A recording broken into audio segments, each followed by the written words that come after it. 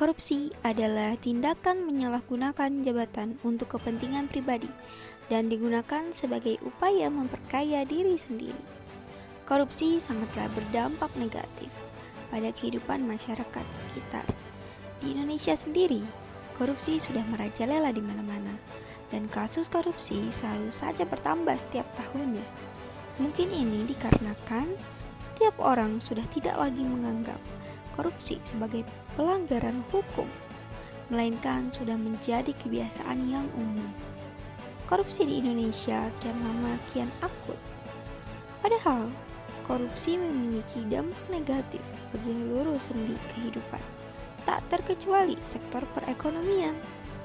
Korupsi telah dinyatakan sebagai kejahatan luar biasa, yang berarti korupsi mengakibatkan kerusakan besar dan secara luas mempengaruhi kehidupan rakyat Indonesia.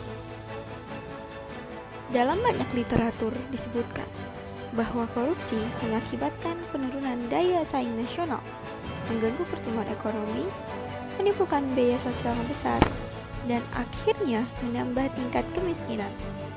Singkatnya, korupsi masih menjadi ladang bagi para oknum yang tidak bertanggung jawab. Lebih parahnya, Indonesia masuk ke dalam daftar negara dengan persentase besar dalam hal korupsi di dunia. Lantas, seperti apa dampak buruk yang dihasilkan dari korupsi? Yang pertama, fasilitas penunjang usaha tak terbangun. Korupsi bisa mengakibatkan ekonomi biaya yang tinggi.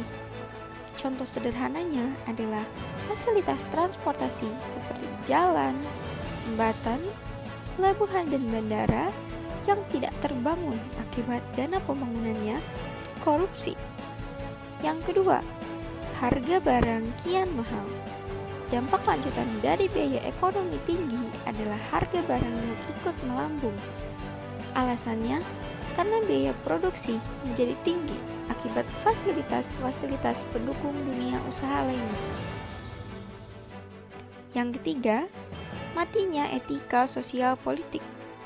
Korupsi bukan suatu tindak pidana biasa, karena ia merusak sendi-sendi kehidupan yang paling dasar, yaitu etika sosial. Bahkan kemanusiaan, kejujuran, sudah tidak ditegakkan lagi. Yang keempat, tidak efektifnya peraturan dan perundang-undangan. Peraturan dan perundang-undangan yang berlaku menjadi mandul karena setiap perkara selalu diselesaikan dengan korupsi. Yang terakhir, ada hilangnya kepercayaan publik pada demokrasi. Hal ini dikarenakan terjadinya tindak korupsi besar-besaran yang dilakukan oleh petinggi pemerintah, legislatif, atau petinggi partai politik.